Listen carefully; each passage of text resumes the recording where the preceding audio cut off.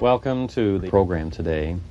And we're really having a candid camera program because we're sitting in the back of our camper that is donated to us by a very active member, Jules Van Light. And I have an opportunity to talk to Father John DeMarchi. And Father DeMarchi is really one of the most profound experts on Fatima, which is one of the most scriptural apparitions of the Church, because the main message of Fatima is the Rosary and meditation on its mysteries. And the heart of the Rosary is its meditations. Father, when were you in Fatima? Now, you lived there for quite a while. I did go to Fatima in the year 1943. Mm-hmm. I was going there with the purpose of establishing a seminary for the preparation of missionaries for our missions in Mozambique. Now, what is the name of your order? It's Consolata Fathers. The Consolata Fathers. Fathers, an Italian missionary society established in Torino, the city of the Holy Shroud, and then 1901, and now it's scattered around different countries of Europe and in America, here in Canada. Mm-hmm. How large is the order? We have over 1,000 priests right now do? and 200 brothers. We have also about 2,000 sisters, all missionary sisters. The only purpose of our work is foreign mission work. Actually, we are establishing Kenya, Tanzania, Mozambique, Zaire, Liberia, Somalia, Ethiopia. Actually, I am coming from Ethiopia right now. I've been in Ethiopia for the last 11 years. Before that, I have been for 10 years in Kenya.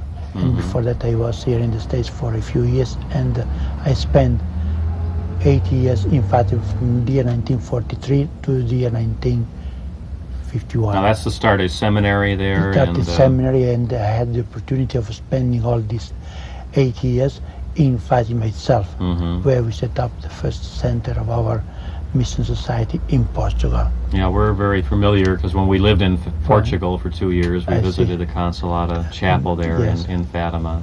Yeah. And it really, you really had an opportunity then for these, 7 years? You were there with 1943 to 1950 and 51. And so you had an opportunity to meet the children and to Yes, I had the opportunity of meeting especially the families of Lucy and of the Saint and Francisco. The Saint and Francisco's parents were still alive at the time, and I had a very good relationship, friendship with them, as well as with two sisters of Lucy.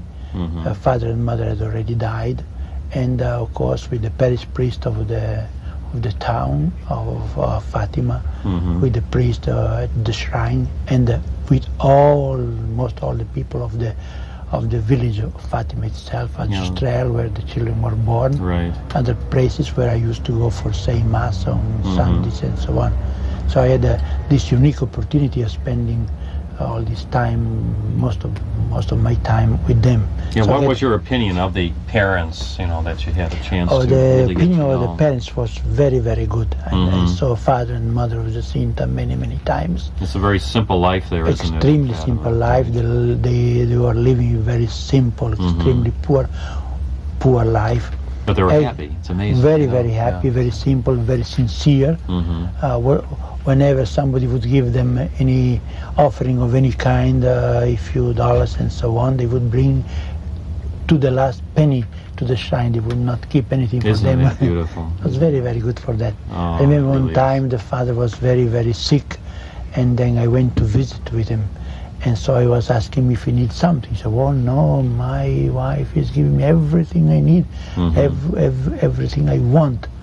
And the only thing which he had was a cup of tea." A cup of tea. That's all. It is amazing, because when we lived in Portugal, the abundant life that we live here in America is almost unbelievable when you go to a country like Portugal, and then you get into the country near Fatima, which is very poor and very humble.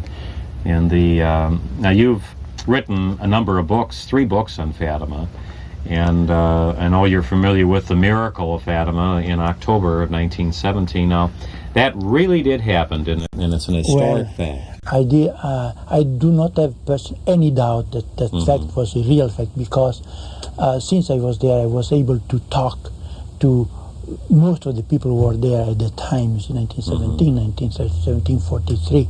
There's not so much spent on.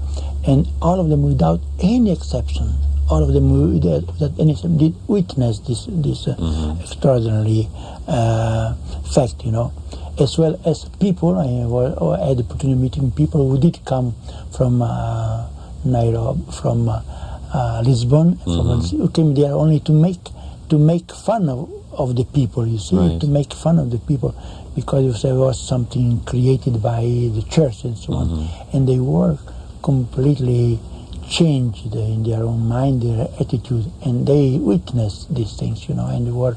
I met them. Many of them were coming to Fatima regularly, 2-3 times a year, and when I did ask them about this miracle of the sun, they said, "What changed my mind was this fact which happened." Right. Now, explain the miracle. How do different people explain what happened? Oh, more or less just the same. It's all of a sudden these facts appeared. This sun started to fall towards the earth, and, moving around, and so on, so on, and so on.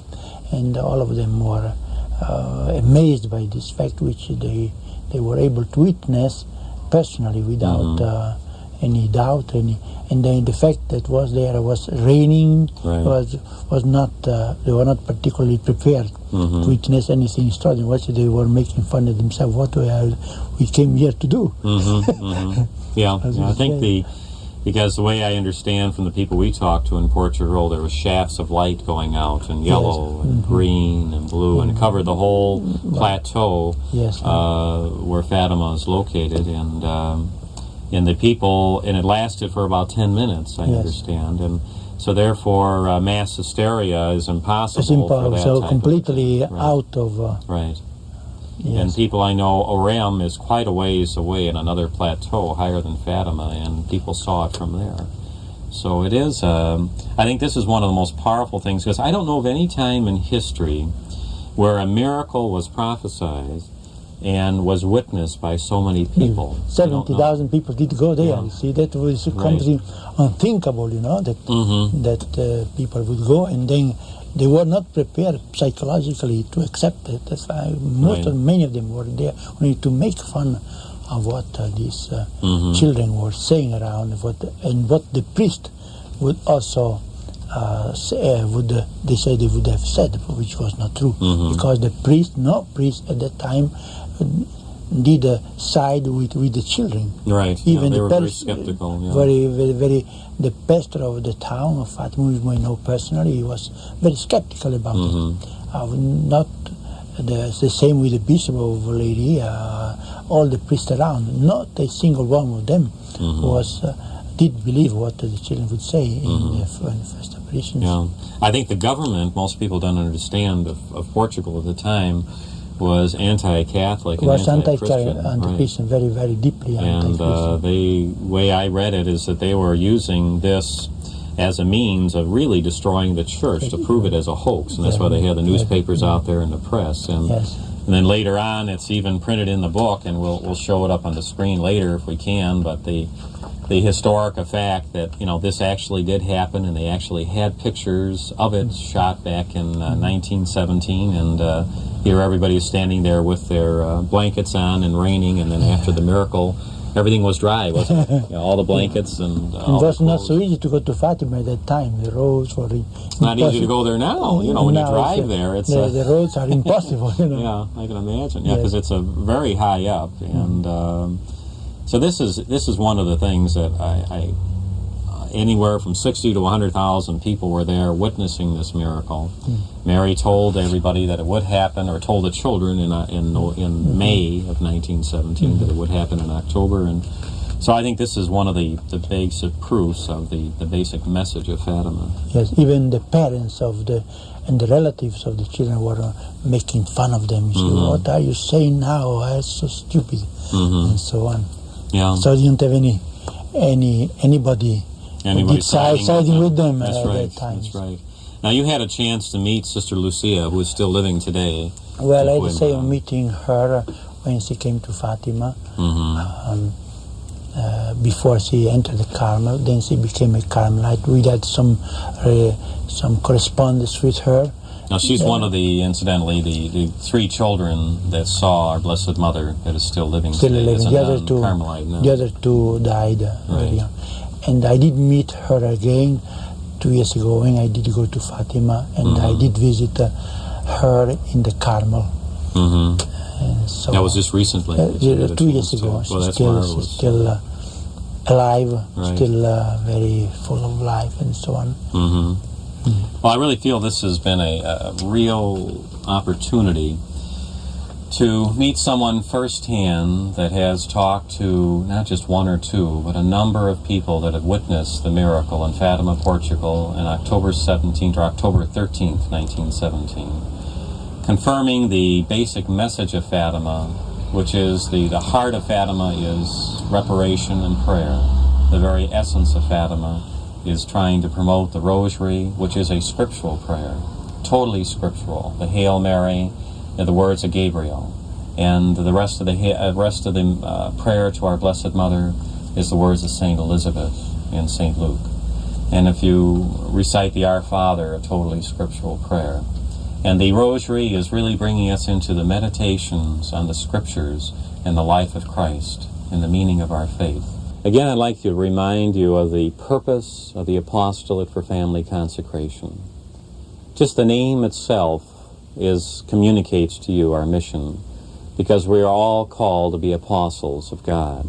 Every one of us is called by God to do some apostolic work for His church. The first word, apostolate. Family, consecration. And this is really the essence of our work, is to try to draw the family back into a God-centered community once again, the way it used to be. Today, the family is being torn apart by our false gods of materialism. Today, we're placing our priorities in a completely different perspective, and we have to get back to our source, which is God. So the family is really the key. The family is the very essence of a society. And when Mother Teresa of Calcutta joined our advisory council in 1976, she said the most important work in America is to restore family life once again, because the poverty that was existent in America was the poverty in the homes, the poverty in the family, the spiritual poverty, far worse than any material poverty ever could be. Because we as a nation have achieved such a luxury level, such a high standard of living that the world has never seen, and other parts of the world still can't comprehend. But still, we're one of the most unhappy nations in the world. The suicide rate last year reached 100,000 in America. Can you imagine that? We have the divorce courts, we have the psychiatrists, we have all the pills for slowing us down and pepping us up. We're not happy because we're getting away from our source. The family has to get back to God, and it does this through living a consecrated life, a God-centered life. It doesn't mean that you have to be a mope. It doesn't mean that you have to be sorrowful, because truly to be God-centered makes you a very happy individual. And Mother Teresa of Calcutta is really one of the most happiest persons I've ever met. And one of the qualifications for our order is joy.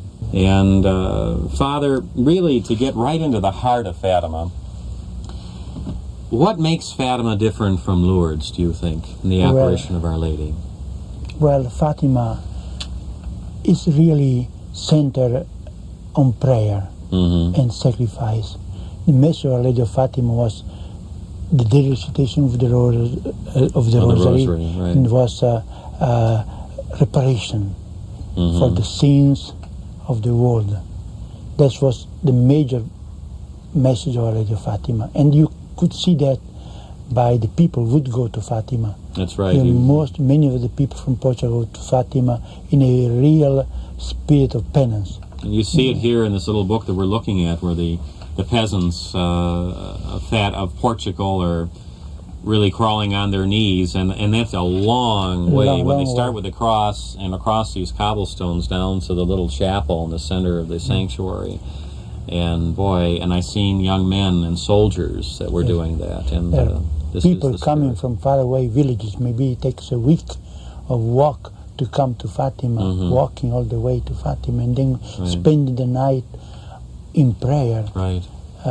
Without eating anything practically, real feeling of tremendous sense of penance, which I think is the major meaning of Fatima today. I remember when our first May 13th in Fatima, because on the 13th a month through May through October are the big pilgrimage days in Fatima, and there were some 800,000 people out there. I never seen so many people in my life, and Father Gabriel arranged to allow us to stay at a Portuguese house that evening, and it started to rain, and I felt for those poor people that were sitting out in the open, completely unprotected, overnight, and with their whole families. And there's a picture of some of the families, and that's a typical picture of them holding candles and staying out for the all-night vigil on the 12th of the month.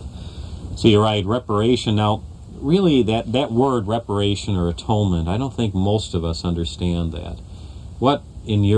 How can you describe reparation for sin? Reparation for sin means this: we should realize that in this world where there is so much lack of love of God, so many sins committed all through the world in the different ways by different kind of people and so on. Reparation means to realize that we need to participate with the suffering, with Christ's suffering, if we want to get God's grace and God's blessing and God's pardon for our sins. And if we want the blessings of God come to our families and to our countries. That's what is important, that is fundamental in the appreciation of Fatima, the feeling of prayer, the feeling of penance, in reparation of the sins committed by ourselves and in reparation of the sins committed by those who do not even believe in God, right, living a poor spiritual life. Because we really, so many of us feel that sin is a private matter, that it only affects that person. But really it isn't. It affects all of us in the world, doesn't it? When I sin, I affect your life, yes, and I affect the people that you work with in Ethiopia and other parts of the world where your missionaries are. That's quite true. And I think this is a reality that most of us don't really understand, because to get to heaven, it's like swimming upstream in a river. And the more sins committed within the mystical body of Christ, those living here on earth, and plus those that have committed sins in the past, make that river run stronger, and it makes it harder for us to swim upstream. And therefore it's making harder for all of us to achieve our eternal salvation.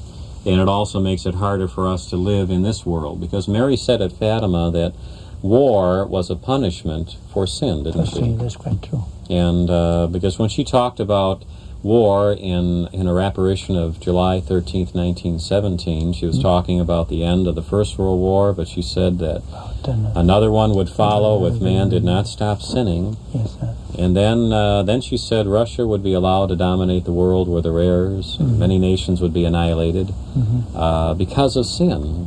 But then she said in the end, her Immaculate Heart would triumph, and there would be an era of peace granted to the world after the conversion of Russia. So I think we're looking at the heart. I think you're right, Father. The really the center of the Fatima message is reparation, prayer, and penance.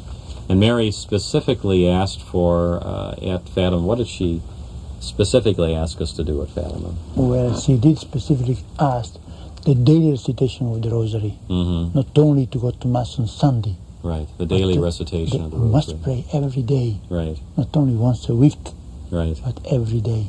We should go to communion not only once a year, right, but we should try to go as often as possible. As often as possible.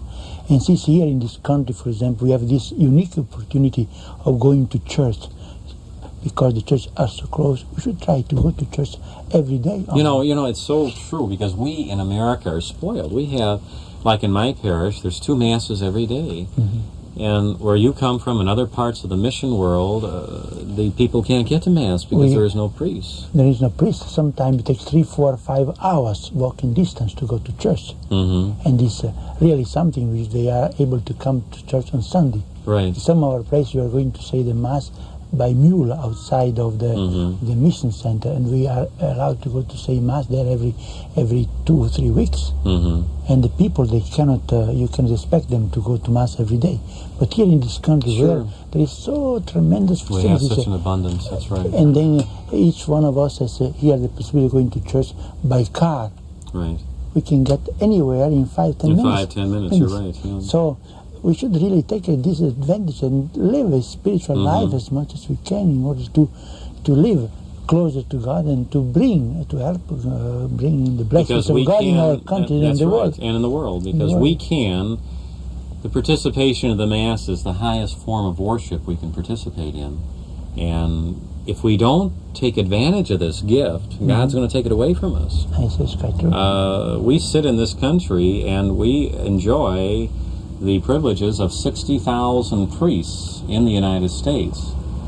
But within 10 years, and for 15 years, you're going to have almost 80% fewer priests in the United States because of the lack of vocations going into the seminaries. So we are going to start to suffer for this because we are not going to daily Mass. And Mary asked now for the communion of reparation on the first Saturdays. What is that message about? What this about, what she was asking specifically, the communion of reparation for Saturday of the month, in order of her Immaculate Heart, in order to bring the blessings of God to